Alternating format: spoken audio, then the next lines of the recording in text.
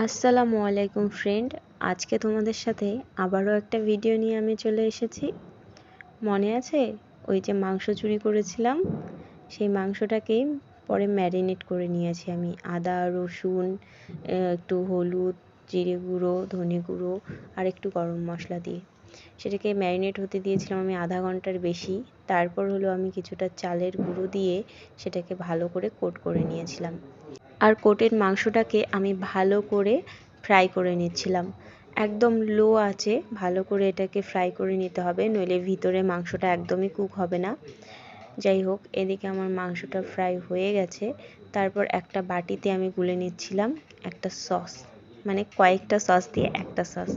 প্রথমে নিয়ে নিয়েছিলাম সয়া সস কিছুটা, তারপর নিয়েছি রেড চিলি সস, তারপর নিয়েছি গ্রিন চিলি সস। এগুলো হচ্ছে প্রায় আমি 2 চামচ নয়, ঠিক 1.5 চামচ করে দিয়েছি। আর গ্রিন চিলি সসটা হাফ চামচ দিয়ে তাতে আমি দিয়ে দিয়েছিলাম আমার সেই হোমমেড বানানো টমেটো কেচাপ। হ্যাঁ, তোমাদের যদি টমেটো কেচাপের ভিডিওটির দরকার হয় আমাকে কমেন্ট করে জানিও, আমি তোমাদের অবশ্যই শেয়ার করব। আর তাতে আমি একটু দিয়ে দিয়েছিলাম চালের গুঁড়ো, দিয়ে ভালো করে মিশ্রণটিকে আমি মিক্সড করে নিয়েছি। আর সেখানে আমি কিন্তু একটু পরে জলও অ্যাড করেছি, সেটা ভিডিওতে দেখানো হয়নি।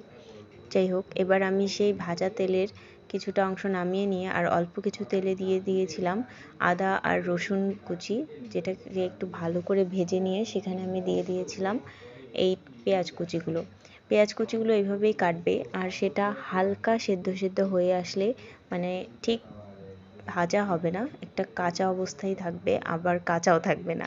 যাই হোক, আমি বলছি যে পেঁয়াজের গন্ধটা চলে গেলে তাতে দিয়ে দিবে ওই ভাজা মাংসগুলো। আর এরপর সেই ভাজা মাংসটা একটু নেড়ে নিয়েই তোমরা যে সসটা বানিয়ে রেখেছিলাম সেটা দিয়ে দিলাম। সসটা দিয়ে ভালো করে মিক্সড করে নিতে হবে। আমি কিন্তু সসে পরে একটু জল অ্যাড করেছিলাম, সেটা ভিডিওতে দেখানো হয়নি, তোমরা একটু জল অ্যাড করে নেবে। নিয়ে ভালো করে ফ্রাই করে নিলেই হয়ে গেল। এদিকে দেখো, ফ্রাইড চিলি চিকেন।